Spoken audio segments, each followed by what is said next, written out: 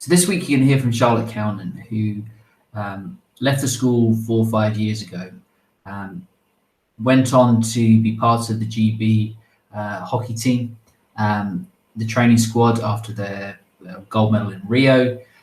She was a scholar at Nottingham University for her hockey. What does high performance mean to you?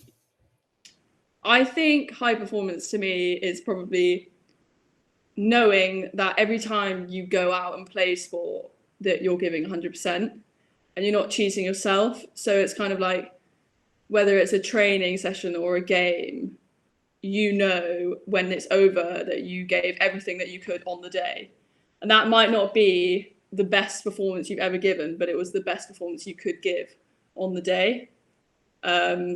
So yeah, I think that would be what it is for me. And that's including like if it's gym, even if it's just a gym session, or if it was a match, or even if it's just a team meeting at the end, you're 100% engaged. And yeah, I think that's what it is to me. And when you were at school, obviously you're a very talented kind of sportswoman who played a number of different sports and played very well. Was there a certain age that you went, I want to do hockey professionally, or this is the thing that I really want to do? Was there ever that mentality to you to say, yeah, Great Britain, that's the target, that's what I want to do? I think probably quite young. I think I was probably quite young when I thought, I want to do this as a job. I think when I first started playing hockey at the senior school in fourth form, I didn't really know that you could actually do hockey as a job. So as soon as I realized people were doing that 5 days a week and getting paid, I was like, that sounds like something I would want to do. So I think as soon as I realized you could do it as a professional job, then yes, that I must have been 15 at the time, probably, when I realized you could do that. But I think the moment I realized, I would love to be in the Great Britain squad, is when I watched the Rio Olympics and when they won gold. I remember just watching them win the medals and think, that's something I want to do. So yeah, that moment. Okay, and we're gonna jump around the timelines a little bit. So at 18 you left school and you had basically like a gap year in the full-time program, and then you went off to Nottingham as a kind of hockey scholar, still in the program as well, but doing both. We're going to talk about that year in quite a lot of detail because I think it's a really fascinating one. But now we kind of fast forward, and you 21, 22, and you're currently studying your masters. You said to me kind of previously that you then kind of fell out of love with hockey. Can you put your finger on what made you change from watching the team win gold at Rio to then falling out of love with it? Were there a number of factors, or was there something that really stands out to you that gets you thinking that was the point at which that love and enjoyment, which we all really would love to have for our lifetime, just disappeared for you? Well, I think it's probably a number of things. I think the first one would be I was just doing too much. And when you're doing, it was almost too much of a good thing. I was playing in my university team. In my final year at school, I was playing in the school team, the England team, and the club team. And I think it just all got a bit too much. I didn't really have any time off, and I think I really struggled. I then got to 19 and thought I've literally done nothing else, even though that's not really the case. I felt like I hadn't had a break, and I just felt like I needed a break. But as well as that, I think things do always change when you start getting paid or there's money involved, because you're no longer just a player. You are you're there to do a job. And so things do change, and it does become a lot more serious. And I think I struggled with that. It's an interesting one, because that's been brought up before, that as soon as you turn into a professional player, there is added pressure to it. So whether it's retaining your contract, whether it's the mentality shift to suddenly like, this is my job, So therefore, I've got to do this seriously. As well as you start kind of parking other things in your life that had interest to the side, and suddenly you become just one thing. And that for a lot of people is incredibly hard, because you would have ended up being Charlotte Calnan hockey player, and then other things would have kind of been sacrificed or lost. And whether you have a good training session or a good match, it can have a huge impact on your mentality, because you're a bit like, well, if I'm not doing well at hockey, what am I good at? Exactly. And we see that a lot. Is that kind of how you ended up feeling with it? I think, yeah, I did feel a bit like that. And I just felt, I think I struggled with that. And I also struggled with, as it got more serious, everyone around you gets more serious. And you kind of, I felt like I'd lost that, you know, you're going out there and you're playing with your friends, and people, it turns into this, for me, it kind of turned into this thing where you have to compete and you have to meet a certain standard, otherwise you're letting people down. I think it all got a bit too much for me, and I think it didn't feel the same as when I was playing at school with my friends, which is when I loved hockey the most.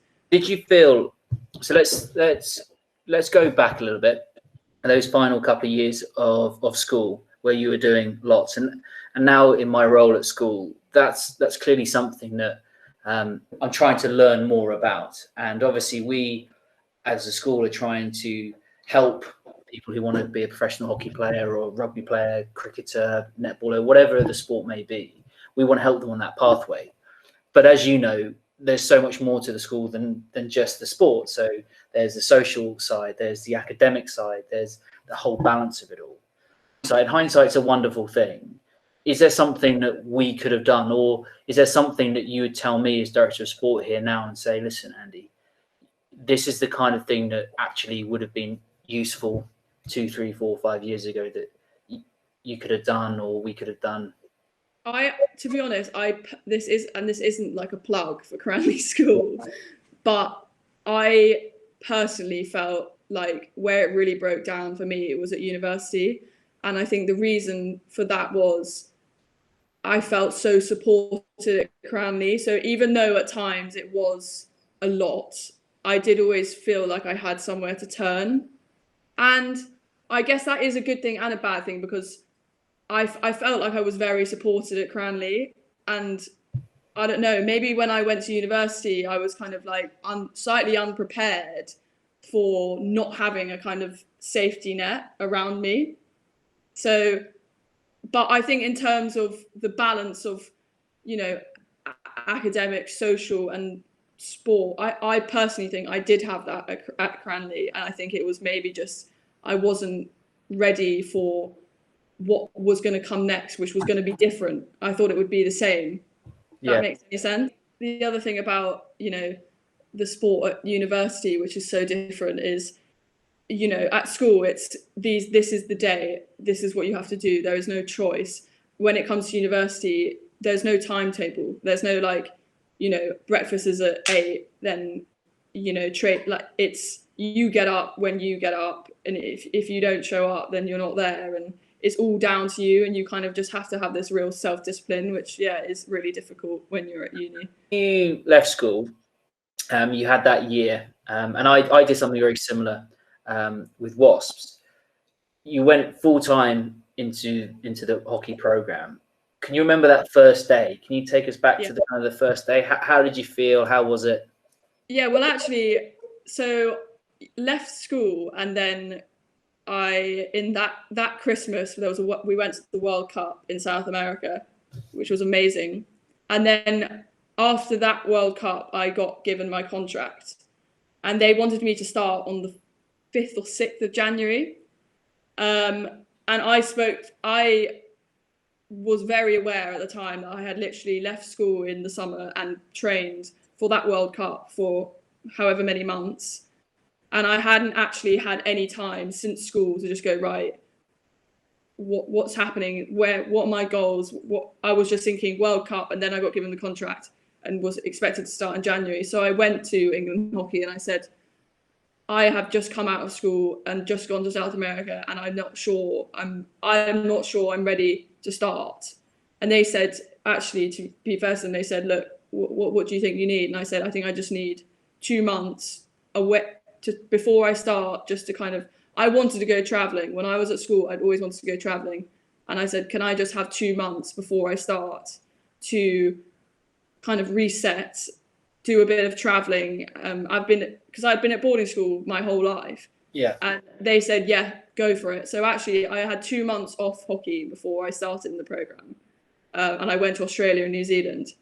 And I played loads of different sports there. Like, I went with a couple of friends. And then I started the program on the 1st of March. Very nervous because I hadn't played any hockey for 2 months. But I like instantly enjoyed it. And I remember feeling really nervous, but I was very prepared because I'd had this break. Yeah. So I was like kind of stress-free when I went into it. So yeah, you might think it's a bit of an odd thing to do to have gone in after 2 months of no hockey, but I felt pretty good when I went in because I had that break. It probably does feel like a bit of a whirlwind, that it's just kind of continuous. And then to actually have a break was, I can imagine, incredibly refreshing, and what you to actually think for yourself to say, actually, what do I want to now do?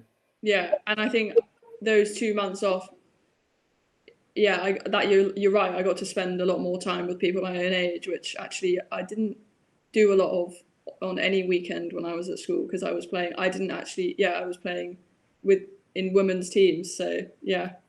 And so you had your 2 months off, and then you started in the program full time, and you said you're like really excited, really into it. Talk through then that next stage, because kind of if we fast forward, it got to a point then that you were like, I'm out. I can't do this anymore.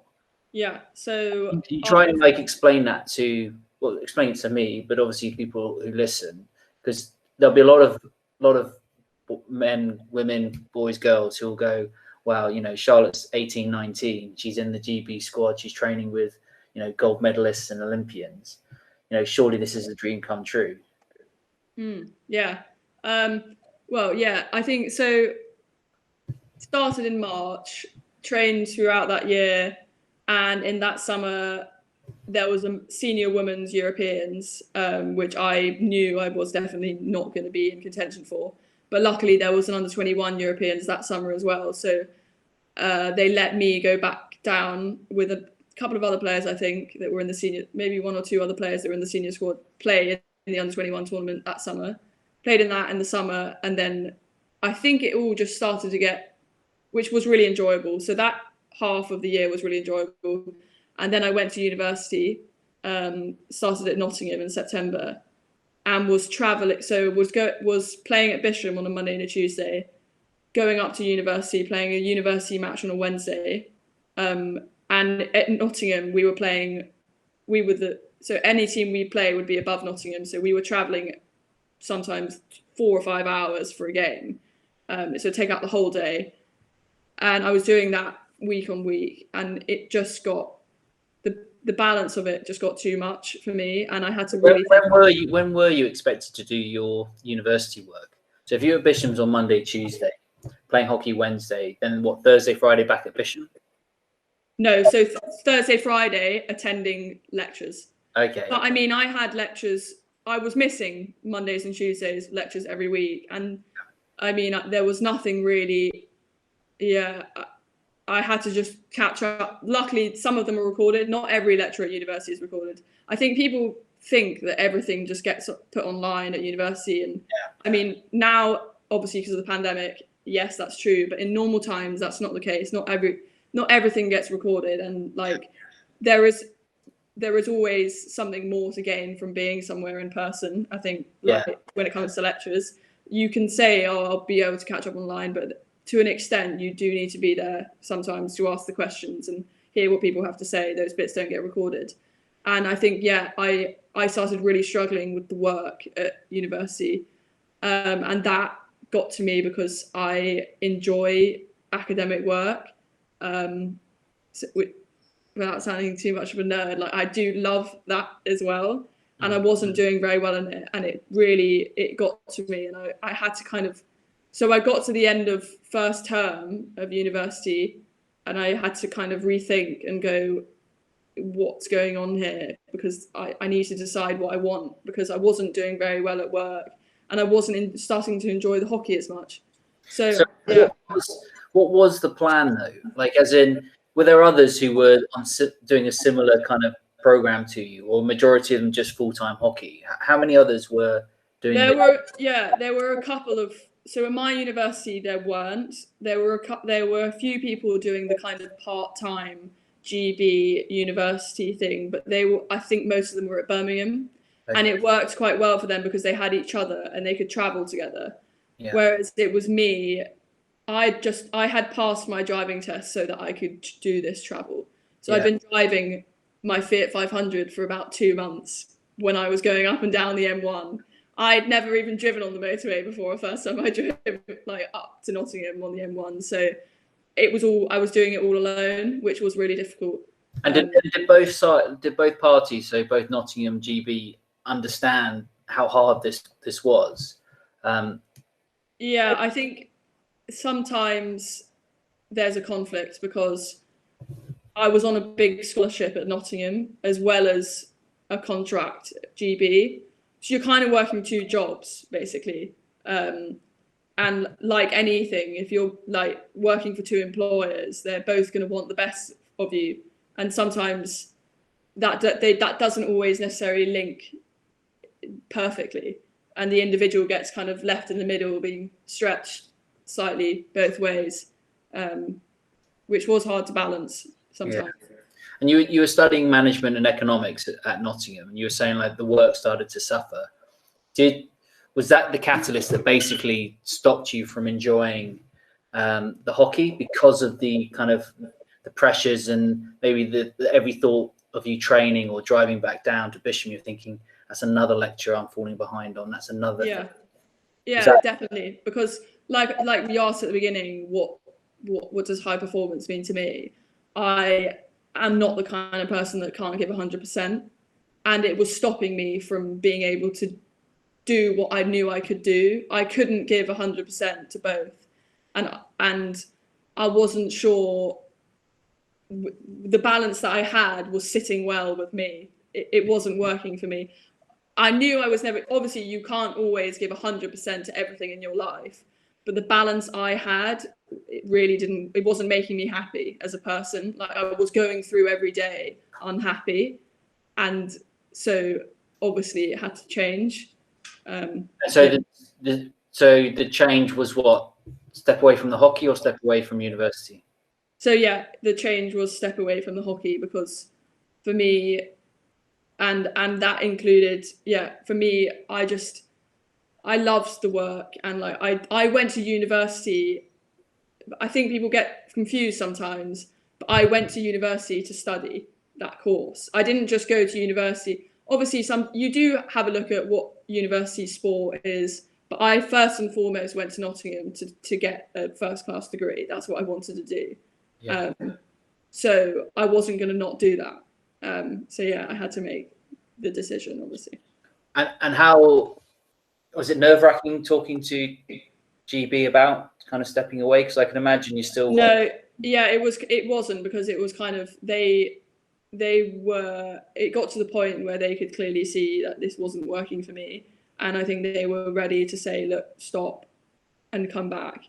So it wasn't at all, and like those conversations weren't difficult, and Danny was actually pretty supportive at the time. I think he could see it wasn't working. So it's not like that. The conversations there was no kind of. I think the more difficult conversations were actually at university with the university sports teams, and telling them I was like struggling, because they very much.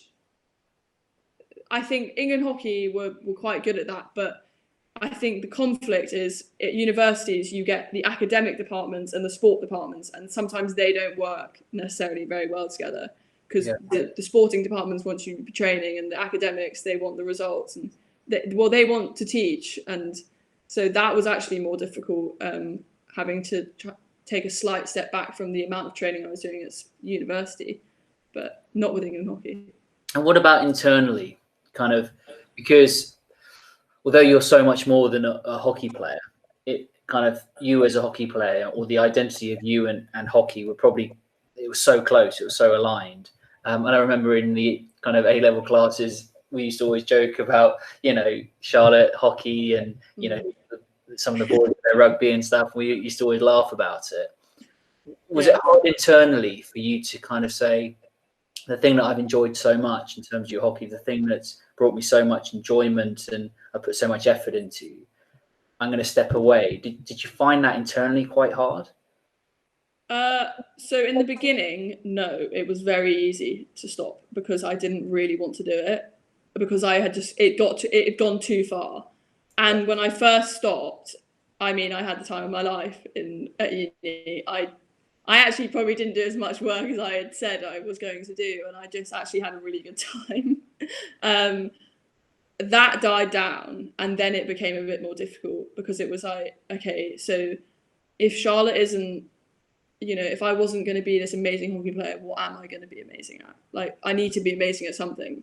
And so I then was like, right, I'm going to be amazing at my work, and I'm going to be the best. Like, that's quite an that's often a trait from sport, isn't it? That if you've put so much effort, so much training into your sport to be the very best you could be, and then that kind of steps aside, and it's a lot of time when people retire, it's like, what now can I put my energies into? What next can I be competitive at? What next can I hit those targets, those goals? Because you basically are striving for that next kind of, addiction is the wrong term, but you do become addicted to hard work, don't you, through sport? Yeah, and that was difficult because I enjoyed studying, but I am not by any means like an Einstein. I'm quite dyslexic, and it takes a long time for me to pick things up. So to reach the standard that I was wanting, I was a natural athlete, but I'm not a natural, you know, study, whatever you want to call it. So to reach the level that I had set myself, I had to go way too far, and I was giving, and then I lost the balance again, and I had to find that, and then I did, which was great. But yeah, it was difficult, really difficult at first. And how, and looking back on that time, and let's say you were advising all universities and across all sports, that balance between kind of the student athlete, and there's been quite a lot in the America press about, you know, student athletes out there. Do you have kind of advice for it all, or is it just one of those that forever will be, you know, you're trying to push boundaries in terms of your sport, so something's got to give? Or do you think there is a way that it could have worked?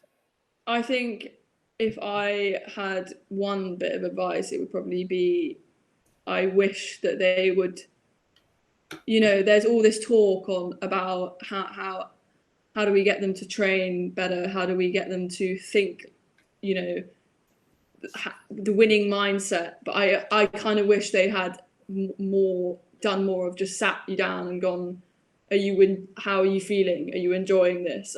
Is everything okay? Because it wasn't really for me. And I don't really feel like I had anyone at university asking those questions. Just as a person, how are you managing? Like, and that's got nothing to do with sport, but everything to do with sport at the same time. Yeah.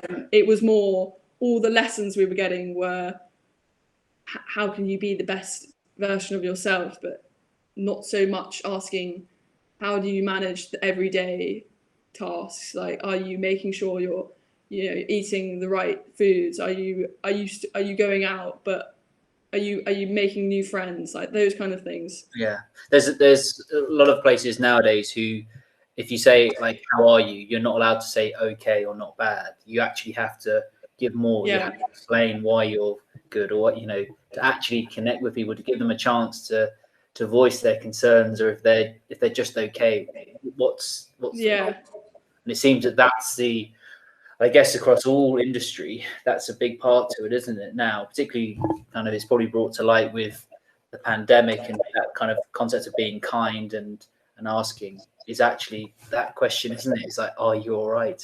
Yeah. Like, what can be done to help? Yeah. So you kind of threw yourself into your work, and you kind of said that actually you went kind of far too far that side, Yeah. and then you found a happy balance. Yeah. And then you injured yourself. kind of you broke your back, which is a serious old injury that you got through kind of going to the gym, and you broke your back with it. Yeah. At that point, was it in a strange way, was it like a relief that, as much as it would have been painful and as much as like you're okay now, which is great, obviously, but knowing that actually this was going to stop you from playing sport for a while, was it a little bit of like well, this is the excuse. I don't have to now say I just don't want to do it. This is like, I can't do it. No, 100%. It was. It stopped. It sucked. The injury sucked, and it hurt for a long time. But it stopped me from having to have a lot of honest conversations with people. I mean, as dark as this sounds, I sometimes, when I was starting to really not enjoy hockey, was sometimes hoping I'd get hit in the shin or something like that. I was like, I mean, if I got injured in this game, it would be great. That's how bad it got. So when I did hurt my back, it was annoying, but for a while it was quite nice to just go completely silent, and everyone was like, that's Charlotte, she's got a broken back and that's why she's not playing hockey, and I could just leave it at that and just get on with other things. But Charlotte, how did it go? Like, how did it? Because obviously you step away from the GB stuff, so you're not doing that travel anymore. So you're getting to go to your lectures and stuff. How did it go from then that to, I just hope I get injured? Like, what was it about? Was it just now the fact that, you'd worked so hard to get to that level of GB, that now you'd got there and it hadn't worked out, that you're like, well, what's the point? Was it that? Or like, that's the bit that I think is like, is someone who knew you for 5 years when you were at school. Like, I'm interested because obviously I'd love at the end of this conversation to tell everyone that you're going to get back into hockey, not necessarily to go to the top, but that you'll get back to enjoying a sport, because sport is meant to be enjoyable. Yeah. But it saddens me that it got to a point that you wanted to get injured. But that's not to say that that's wrong, because I know that isn't wrong. But how did it get to that? To be honest, I don't think it's a lot of it. I don't think is actually anything bad that happened. I think part of it was I'd got there into the program, and to be honest, quite quickly I just stopped. I didn't enjoy it. You can always think this is something I want to do, and then you do it, and actually sometimes it's not what you want to do. Like, you get there and it's not for you. Like, for me, the training every day with the same group of people under that intensity, maybe I was for the age I was at, just didn't work, but I just didn't enjoy it. And I don't necessarily think that was because these people were doing this, or this happened. And like, yes, there probably was an element of overtraining and being pulled between, obviously, the travel, the way it was set up for me. But at the time, that setup wasn't enjoyable for me, kind of, if that makes sense. No, it does. It's because the way I kind of see it is we are all individual, aren't we? And, some people like a certain song, some people don't. Exactly. Like a certain type of food, some people don't. And you can, no doubt you wanted it to work, you wanted it to be great fun, but it just wasn't. And actually, what's quite interesting is that a lot of people would probably suffer a little bit more in silence and just go, well, I'll just get through it, because actually, how can I turn down, or how can I not do GB hockey or whatever high performance sport it is? So it's interesting, even at quite a young age, that you were like, I can't do this. To have that realization. Yeah, it was. And I think the other thing was I did have other things that I just was really enjoying at the time. So, like academic study, and also like the people I loved spending time with had nothing to do with that. And I just wanted to be happy. Like, I just wanted to go through my university time and enjoy it. And like, I really wasn't enjoying it. So maybe, I mean, there's a lots of different things, but I had other things that I enjoyed. Like, I loved studying, but also like I liked music uni as well. So there were other things I liked doing that just didn't, which I could then do more of. So yeah, I can imagine that. And obviously you kind of recovered from your back injury, and then we've had the pandemic, and actually you then went back to Surbiton because you kind of moved back down. Yeah. And you spoke straight away about kind of how much you enjoy the club, and particularly the coach. What is it about kind of Brett as a coach that you think it's so good? I think he's just, for me, he's always just treated me like an individual, not like a player in a team who might help him win a match. It's like, what's this individual thinking, and how are they feeling, and are they stressed? Are they tired? Do I need to change the way I'm doing things to help them? And I think that's what's always worked so well. And I think that's what he's so good at, is he just looks at the individual and what they need. And so, for example, he knew very well that I'd had a pretty long time out of hockey. But the way and I was quite nervous about coming back to the club because I hadn't played in a while. And the last time I'd been there, I'd been in the senior team, and there was no way I was going to be playing to the same standard, given the amount of time off I'd had. This is not a loaded question. Did you feel walking back to the club or going back to the club that you were like, take this with a pinch of salt, like a failure? Yeah. Did you start? Yeah, no. I know what you're saying. Were you embarrassed? Because you shouldn't be. But no. Did you think like, oh, here I am? I'm Charlotte. I left basically 4 years ago in the GB squad, and now I've come back. Haven't really picked up a stick for 2 years, and you know, I'm probably not half the player, but I'm not the player that left. Yeah. I definitely felt when I first walked in, even though this probably wasn't the case, that all eyes were on me, kind of thing. Like everyone was going to be looking at. I think people knew I hadn't played for a while, and I was definitely aware. I felt like people were going to be watching me, even though most of the time people are never thinking about you and they're not interested in what you're doing. But I felt like when I walked in there, people were going to be like, oh God. And if I messed up, they'd be like, but that's just not the way it is in team sports. People aren't looking for you to fail. They're like, the most people there, well, I know for a fact everyone there is looking, they want me to go back and enjoy it. No one's looking at you thinking, oh, she's going to mess up. They're just thinking, let's get her back and enjoy it. So yes and no. There was definitely a part of me that thought that sometimes, but I reminded myself that no one is really ever going to be thinking that. So. And have you set yourself kind of, we'll talk a little bit in a sec about kind of your long-term goals in terms of the academics and stuff, in terms of the fact that you're studying for a master's at King's College and going that way. But in terms of hockey, after the kind of the journey over particularly these last 3-4 years, has been an incredible kind of journey, really, from kind of doing kind of junior World Cups to in the squad to the highs and lows, the pandemic. Yeah. Have you now set yourself a goal again with your hockey? Yeah. Is it, you know, you want to get back to the Charlotte Calnan of 4 years ago, or are you happy to kind of do it as well as you can, but within some more parameters to it? Yeah, I think 2 goals I have set. I mean, one would be to play like good minutes in the first team again. Like, I mean, I'd love to go to a Premier League final with them, but that's not necessarily the goal. Isn't necessarily winning medals. It's more just like playing in a team. But over that, the main goal for me is get back, play consistently, but enjoy it at the same time.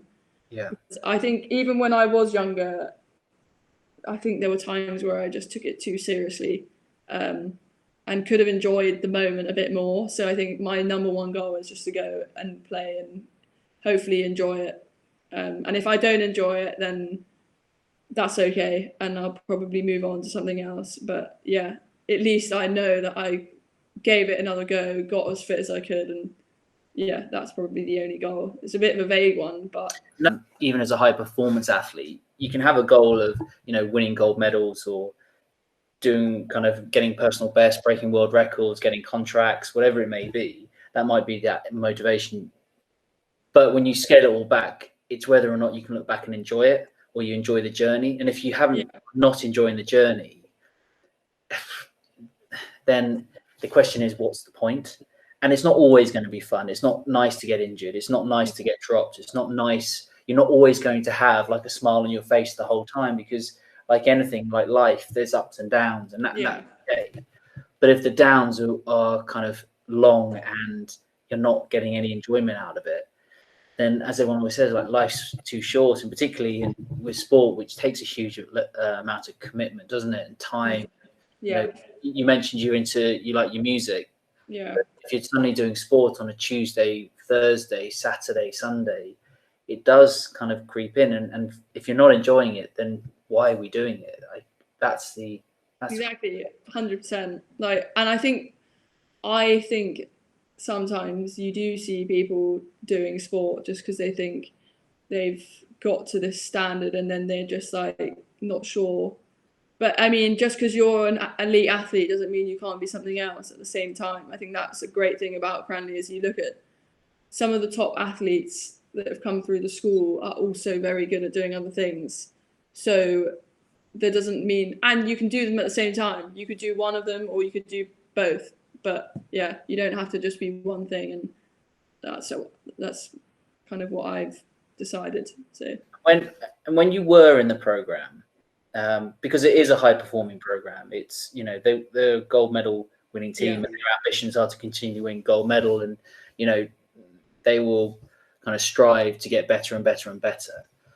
When you were looking around kind of the top players in that group, were there certain traits or certain characteristics that they possessed that you looked at and thought, if I really want to try and make this, that's what I need to be doing? Definitely. There were, and I could see the differences in me and them. And I think the top athletes in that team were, like I said, 100% at the beginning about being 100% committed. The amount of effort and time that goes into being a top athlete outside of the hockey, it's the bits that aren't on the pitch that are so important, I think, when it comes to being an athlete at Bisham, because it's the eating, the getting the right amount of sleep, the kind of all the extra video that they do. It's all of that I think you will fail if you don't put it in. The hockey is only like 10% of it, like, well, more than that, but there's so many other bits to it, and like it just takes so much commitment, and like I have so much respect for everyone that does it. I mean, obviously I see Will do it, my older brother do it most days, and the level of commitment is what it takes everything. Yeah, I think that's it, isn't it? When I'm speaking to all these people, and even yourself, I hope what kind of the parents, coaches, and the pupils kind of do pick up on is how hard it is, and it's meant to be hard. Yeah. Like, if it was easy, everyone would do it. Yeah. And that's the truth, isn't it? To get to right at the top of sport, talent can get you so far. So you were obviously a very talented hockey player, and that got you to a certain level. And you obviously trained hard and you were very committed. But to even then go for that next level, where we're talking kind of the world's best, the standout players, it doesn't come easy. You have to sacrifice other things in your life. And clearly you got to a point where those sacrifices you weren't prepared to do. And that's not a bad thing. It's just you made a conscious decision. I think that's what I think is quite inspiring here, Charlotte, is that you actually consciously chose to make those decisions, where sometimes, whether it might be an injury, it gets taken away from an athlete, or it might be that for 6, 7, 8 years you spend the whole time not enjoying it, but you just do it because it's not about fear. It's just like, well, that's what I am. I am a hockey player, footballer, cricketer, so I have to stay in this. Yeah, you can't do something. You can't give that 100% if you're not enjoying it, because you just won't do it. Like, you can't get up at 6 if you don't. No one really enjoys getting up at 6 and going to the gym at 7. Maybe some people do, but I'm pretty sure most people don't. My son seems to like getting up at 5:05. So yeah, he's jumping around in his cot at 5:05. So there's some people who like the early mornings. It's so up and down, but yeah, I think setting goals is really important, because otherwise, you're getting up every day and working hard, and you don't know what for. But yeah, setting goals, and also I did enjoy the study as well. So I think sometimes people think just because you're good at setting goals and you have all this work ethic in sport, it can be easily transferred over to, you know, the work. But I think that you do have to enjoy both.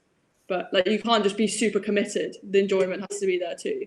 It's really interesting, and you know, it's not just for hockey. So I know that Yeah, kind of boys and girls who are hockey players will, I hope, really enjoy listening to this story. But I'm hoping upon hope that actually coaches and players of all the sports kind of have listened to it, because your story is a really interesting one. It's not completely unique in terms of, you know, people do get to a certain level and go, wow, I worked so hard, but I'm not now enjoying this. yeah. You know, it does happen. But I'm going to be talking to Izzy Petter hopefully in the next week or so. And obviously she's really enjoying it and she's doing brilliant. And I think it's important to tell both sides of it so that, you know, hopefully the next GB hockey player comes out of the school, male, female, you know, they know that if they are struggling a little bit, that's okay, that they can go and talk to someone. And it doesn't mean they have to drop out. It doesn't mean that they suddenly have to do what Charlotte did. But it's okay not to suddenly, you know, not be enjoying it a little bit and actually go and talk to people and kind of find your own route to it, rather than just suffering in silence, which is something you find very important. Yeah, so I think the main thing is that the girls and boys at school realise that, you know, if you can be Izzy Petter or you can be me, and both of us are happy. Like, don't stress about it. Like, if it doesn't work out, then you'll still be okay. Like, there's other things you can do. Like, that's the thing about Cranley, you're learning to do loads of different things. So as long as you're happy, it's all fine. Like, I'm all fine. Izzy Petter's all fine. Like, don't take it too seriously, you know? But, yeah. I agree with that, Charlotte. Yeah. Thank you.